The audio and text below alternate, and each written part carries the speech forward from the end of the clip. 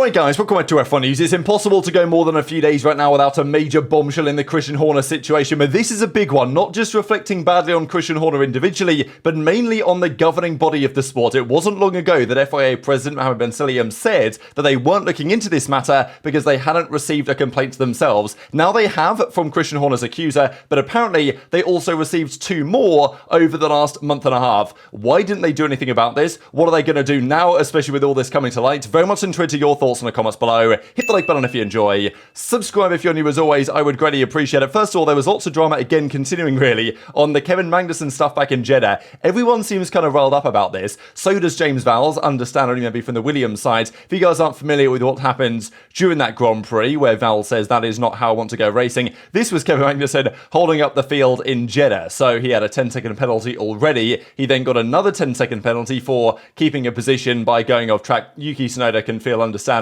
hard done by here. Here's a Williams in the background, and Magnussen basically just held up the field for plenty of laps in Sector 1, kind of like how Perez did to Hamilton back in 2021 Abu Dhabi, in order to ensure that Mr. Nico Hülkenberg could then drive into the distance, because Magnussen had a penalty already. There was nothing stopping him from just holding up the field and allowing Hülkenberg to build a pit stop gap in front of him, so therefore Hülkenberg could pit, come out again, and, well, he obviously secured the point in the end with P10. Magnussen's race was already run, it was already over, so, you know, smart strategizing from Haas given the situation. It is not the fault of the player, it is the fault of the game that this was possible, I would say. And I think it mainly comes down to the penalties we introduce. Nowadays, they've seemingly put it up. Last year, in the last couple of years, lots of 5-second penalties for various things. Collisions, forcing someone off track, 5-second penalty that generally doesn't do much. This time they're doing 10-second penalties from now on, but I would argue that we should really be looking into more of like a stop-go penalty or even just a drive-through, right? I think bringing back drive-throughs makes so much sense, because if Magnussen's penalty was, you've got to drive through the pit lane, that first of all would get him out of the way so these whole shenanigans weren't even possible in the first place, and it would also be a very harsh penalty. Back in the day, the penalties used to be harsh because they weren't just penalising what you've done in terms of, oh, you've committed this crime, therefore you get this punishment. It was like, no, this is the crime. The punishment is 2 or 3 times as severe as the crime to try and incentivize you not to do it in the first place, which should be the whole point, right? Because nowadays you can effectively take penalties almost deliberately, knowing you can overcome it. Back in the day, that wasn't so much the case. So it's something to think about there. I don't think it's Haas's fault. I don't think it's Magnussen's fault. It is just the reality of the situation. But I think we'll see more of this, especially with how hard it is to overtake now. And, well, given the more dirt here and all this type of stuff we've discussed over the last couple of days, these type of tactics might continue unless the FIA decides to change the penalty system to enforce maybe fairer racing, you could argue. But given we're talking about Red Bull today, there have been big conversations, of course, on the other side of these whole allegations debate on who the drivers are going to be at Red Bull next season, and also who the drivers are going to be in the RB team, which I still hate that we have to call it, but, you know, the Visa Cash Up, sister team, junior team, whatever. Right now it's Danny Rick and it's Yuki Tsunoda, and Yuki, I would say, has comprehensively outperformed Ricciardo so far this season. Yes, only been a couple of races. Yes, of course, there was the controversy back in Bahrain when Ricciardo was on the softer tyres, Tsunoda was asked to let him through. There was all the post-race drama there, but to be honest, that was simply the AlphaTauri guys. I was still called them that for some reason. But yeah, they messed up the strategy of Tsunoda, let's be honest, and it wouldn't be the first time, and it's probably not going to be the last time that happens. I actually think Tsunoda's a pretty damn good driver. Is he going to be a guy that Red Bull go for? It doesn't seem to be the case. His Honda relationships are probably what's kept him in that seat for some time, and there's been people that have looked at Aston Martin in the future, given the fact that they will be a Honda Works team from 2026 and beyond. But Liam Lawson, of course, is vying for a seat, and really Daniel Ricciardo and Tsunoda to some degree, but mainly Ricciardo, were looking this season to get into the Red Bull car. Perez was very suspect at the end of last season, and I wouldn't be surprised if as this year progresses, Ferrari and other teams may get closer to Red Bull. Perez goes through a period that he went through last year. Like, Perez started last year well, as he started this year with reasonable success as well. But of course, maintaining that is another challenge entirely. If Perez really has admitted, like, you know what, there's no way I can beat Max, I'm just here to get second place and obviously win the team the constructors in dominant fashion, then fair enough. But it's not like Ricciardo has done anything to make Red Bull believe, especially if Horner, who is Ricciardo's #1 fangirl really, If Horner is to go or Horner's under pressure, then it becomes less likely. And there's been lots of discussion that Ricciardo's done nothing like what he needs to do. Why is he struggling in this car again? I don't know. Is he just washed up? I guess that's one point of it, because his days at McLaren weren't great. Last year, yes, he had a phenomenal performance at Mexico in the AlphaTauri. Maybe the car this year he expected would suit him better. That's not been the case so far. Tsunoda dropped, like 3-4 tenths on his head in qualifying back in Jeddah, which was very impressive. And if Perez keeps performing the way that he is, why would they change that? The reason why they might change Perez and Verstappen is if Verstappen goes, which is a legitimate possibility as it stands. It still feels unlikely, but given if Horner was to stay, which maybe is less likely on what's happening today, but if he was to stay, the feeling is that Marco, Jos Verstappen, Max Verstappen and all this could be on their way out at some point. And if Verstappen was to go, then I don't think Red Bull would safely stick by Perez, because I don't know if they believe in him enough. The rumour is they'd look at Piastri and they'd look at Albon as their options. That was the rumour a few days ago now, that those are the backup plans really for Red Bull if Verstappen was to leave, to get Piastri, to get Albon into the team. They could look at Sainz as well, for sure. They could also look at Ricciardo, but I'm not sure he's making much of a case right now. And also at the end of the Jeddah Grand Prix, when yes, Ricciardo had the terrible pit stop, but he comes out of the pits or whatever, and then he spins at turn 1 as Perez was coming up to lap him. I'm sure that must have been a relatively satisfying moment there for Checo, but we've got to talk about the FIA Red Bull drama that's going down. Mohammed Ben Sulayem is under so much pressure lately. I'm not going to lie, every single article that Andrew Benson of the BBC has done over the last couple of weeks have been not slandering, because a lot of this stuff apparently is true, right, according to alleged rumours, but everything has been anti-Ben Sulayem. We saw the conflict a few days ago now, where apparently Ben Sulayem was rigging the race results at Jeddah 2023. There was other supposed actions that he was taking behind the scenes at the Las Vegas Grand Prix last year to try and get it disapproved, basically, to be a Grand Prix track during the weekends. That never happens, but there's been feelings that Ben Sulayem has been meddling in ways that he shouldn't be as the FIA president. That, of course, is meant to be perfectly transparent and fair and just and upholding integrity and all this type of stuff that you don't necessarily see. So the latest updates on the Christian Horner saga are as follows. The woman who complained about the Horner situation initially, because of course the investigation happens, then the complaint and the grievance was dismissed. She had the option, and has taken that option, it seems, to appeal that decision. So that is apparently what's going to be happening now. She brought a new lawyer in, which is giving her the extra time to make that decision, and that was the update that we saw as of yesterday. But in the meantime, most of the team principals are saying, look, it would be easy for me to sit here and rag on Christian Horner, and I might do some of that. But the other part of it for the team principals is like, look, this should be about the FIA. Zach Brown and Toto Wolff made this quite clear during the weekends that, yeah, sure, we want more transparency from Red Bull, but how about the FIA do something? The governing body is meant to control their situation. They're meant to ensure that everyone is performing to certain standards on and off the track. Let's not forget, by the way, when Lewis Hamilton was fined, €50,000 or whatever it was, for walking across the track in Qatar last year, because they said, well, Hamilton's a real role model to so many, so we've got to punish him harshly and all this type of stuff. I'm like, well, okay, sure, fair enough maybe, but surely everyone at that point is a role model to somebody. And if you're going to use that kind of logic on Hamilton, then surely the sport is also intended to uphold these type of things on the other staff involved as well. Even last year, right, when Toto Wolff was, what was he ragging on about? Basically, they were swearing, weren't they? Vasseur and Toto in some sort of press conference. The FA hit them with a fine, and Toto was like, oh, all right, whatever, fair enough. But, you know, they tend to do this to certain staff members in the sport, because that is kind of the FIA's job as the governing body to enforce these type of principles. So that's what Zach Brown says, like, all right, FIA, are you going to do anything about this? Are you going to comment on or look to resolve this story in some way? But Ben Sulayem said when the messages were leaked between Horner and the woman accuser, it is damaging the sport, it is damaging on a human level, but also saying at the time the FIA has no plans to conduct its own investigation because it has not received a formal complaint itself. That was said on the 1st of March. Even this statement is a bit questionable to me. It's like, obviously it's a big time within the sport and an important moment for the sport. You'd have thought the FIA might have looked into it anyway, even if they didn't receive a complaint, but apparently they did. And Ben Sulayem was not telling the truth, because this is what Andrew Benson says as of today, the latest bombshell update really,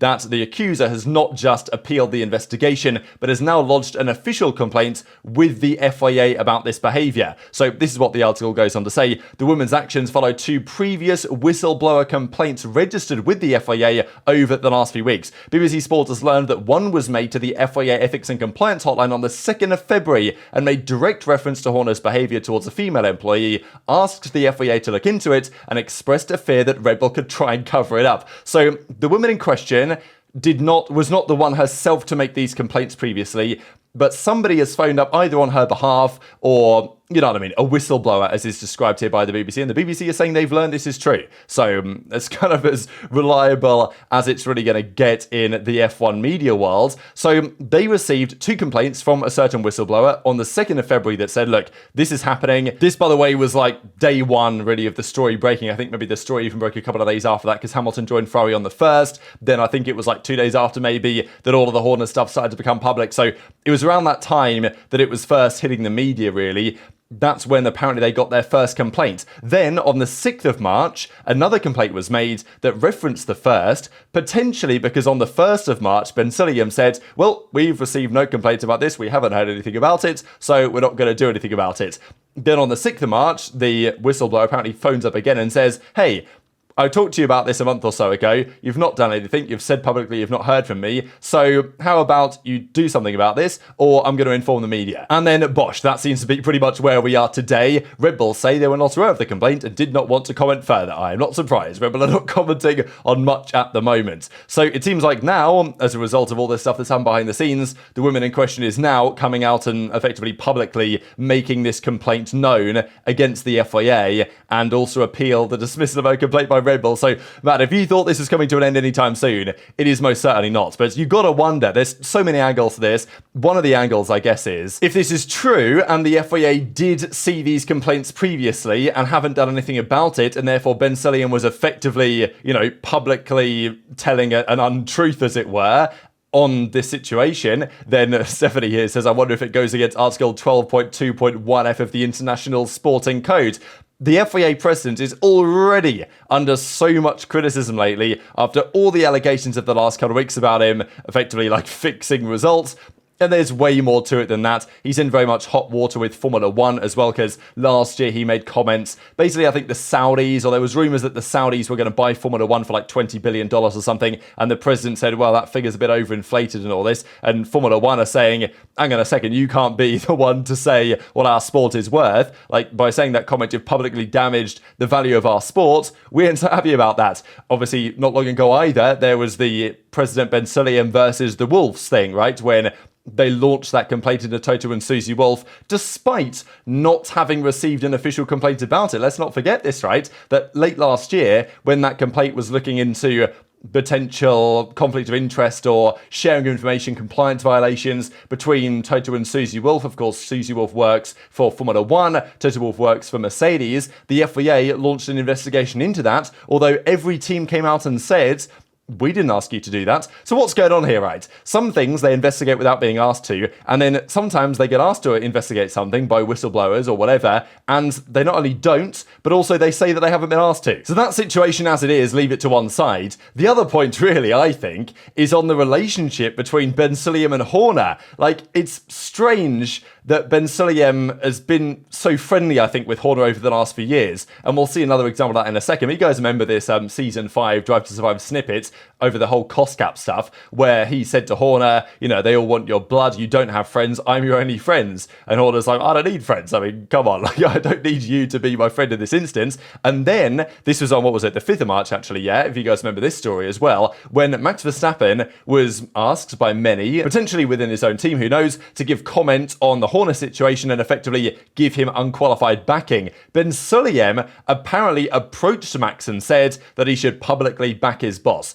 The intention seemingly being that the FIA wants to push this, sweep this under the rug, move on as swiftly as possible, not have to look into it, because I guess it's a bad look for everybody. And Verstappen apparently told Ben Sulayem then at the time, a week and a half ago, that he should launch his own inquiry into the matter. So it's just such a mess from every possible angle. And therefore you've got to wonder, right, what is next in this situation? What does the FIA do about this? They're not going to comment on this yet. The feeling has been that ousting President Ben Sulayem is almost certainly going to happen, but maybe that's just going to happen at the end of his term, at the end of his tenure. It seems pretty difficult to get rid of him from an internal level, but surely there's enough evidence to potentially do so on all this stuff that's apparently happened behind the scenes.